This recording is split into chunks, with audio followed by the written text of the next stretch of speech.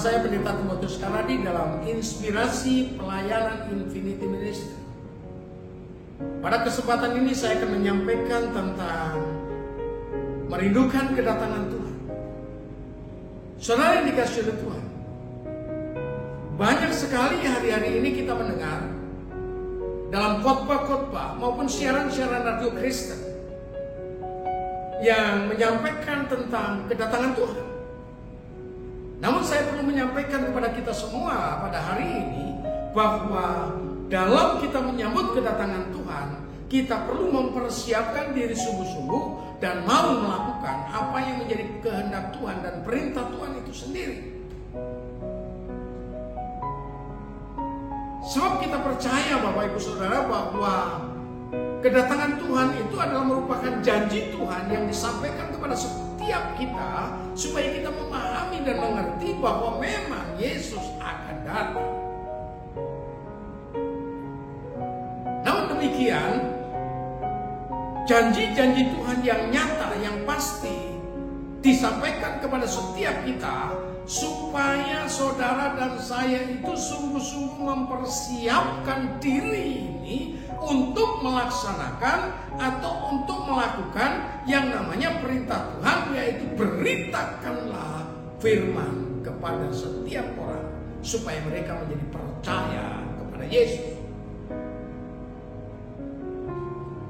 Dalam Markus pasal yang 24 ayat yang ke-30 sampai 31 berkata begini, pada waktu itu akan tampak tanda Anak Manusia di langit, dan semua bangsa di bumi akan meratap, dan mereka akan melihat Anak Manusia itu datang di atas awan-awan di langit dengan segala kekuasaan dan kemuliaannya.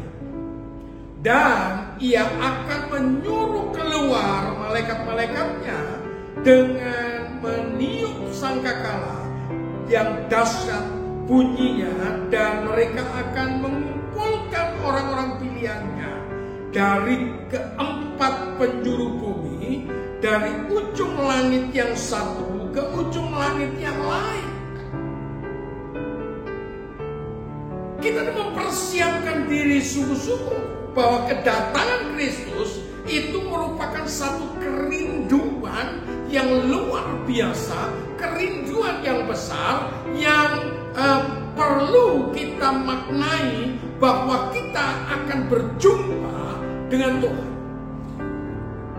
Dalam perjumpaan kita dengan Allah, perjumpaan kita dengan Tuhan, kita harus senantiasa mempersiapkan diri sungguh-sungguh untuk menjadi pelaku-pelaku firman Tuhan. Nah, untuk menjadi pelaku firman Tuhan ini kita harus mau dipakai oleh Tuhan untuk memberitakan yang namanya firman Allah yang benar itu.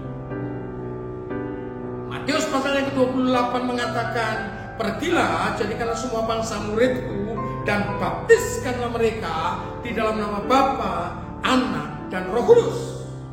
Saudara dikasih oleh Tuhan, Yudas pasal 1 ayat 20 juga mengatakan bahwa akan tetapi kamu saudara-saudaraku yang kekasih, bangunlah dirimu sendiri di atas dasar imanmu yang paling suci, dan berdoalah dalam Roh Kudus.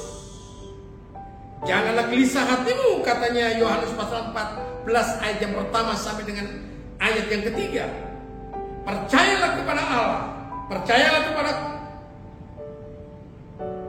kepadaku, kata Tuhan. Di rumah Bapakku banyak tempat tinggal.